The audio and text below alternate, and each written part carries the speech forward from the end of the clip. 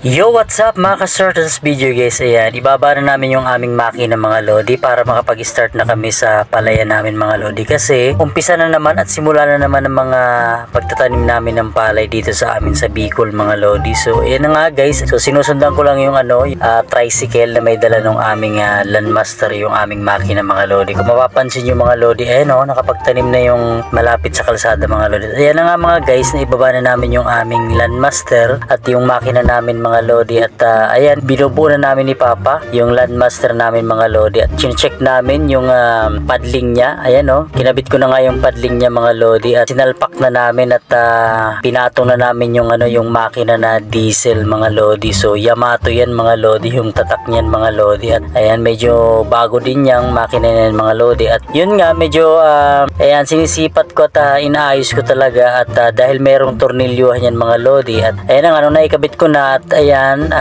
sinubukan kong paanda rin siya ng 2 beses mga lodi. Ayan na nga, umandar na, at ayan na nga si Papa nag-ready na, at syempre ayusin namin yung mga gamit namin, at ikakabit ko na yung fan belt mga lodi. Ayan na nga mga lodi, ayan, umandar na, at medyo mabilis lang yung yung makina, at medyo binawasan ko ng bilis. At ito na nga si Papa mga lodi, ayan so papunta na kami dun sa may aming palayan mga lodi, at uumpisa na namin na magbagbag or magputik ng aming palayan mga lodi. So ito, hindi sa amin to mga lodi, so nandun pa yung sa amin, ayun sa may dulo. At ayan na nga guys, ayan, inumpisa na ni Papa, yan yung sa kanya mga lodi, yung kanyang palayan. So medyo may kalawakan din yan mga lodi, hanggang dito sa may tubig na yan mga lodi. So yun sa akin, dito sa may likuran ko lang mga guys. So yan, medyo tanghali na rin din yan nung nagumpisa na kami ni Papa, at ayan, nagbihis muna ako ng damit mga lodi dahil basang basa na yung likod ko. At ayan nga, at napaka init ng panahon mga lodi, kaya kailangan mo talaga ng proteksyon, ng jacket. At nagdala din ako ng tubig na mayroong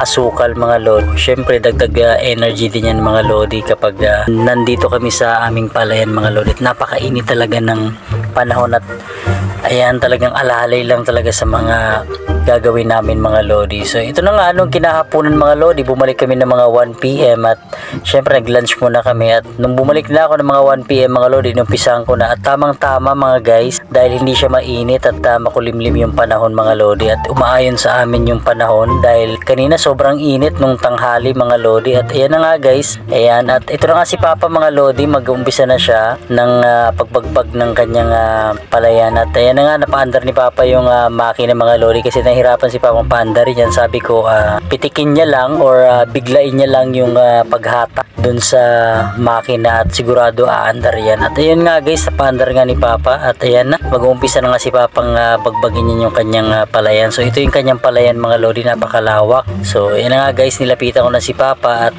ikakabit niya na yung yung pump belt mga lodi para dun sa makina at dun sa landmaster mga lodi. So yung mga ganyang setup mga lodi, medyo ingat kayo mga guys dahil umaandar yung makina niyan. At ayan, napakadelikado niyan dahil kami medyo nasanay na kami sa mga ganyang setup mga lodi, at talagang alam na namin kung paano gawin yan. At sa mga hindi talaga marunong sa mga ganito guys, medyo delikado talaga siya. At ayan, so mag-umpisa na nga si Papa mga lodi. So makikita nyo guys, so ayan napakabilis nung makina mga lodi.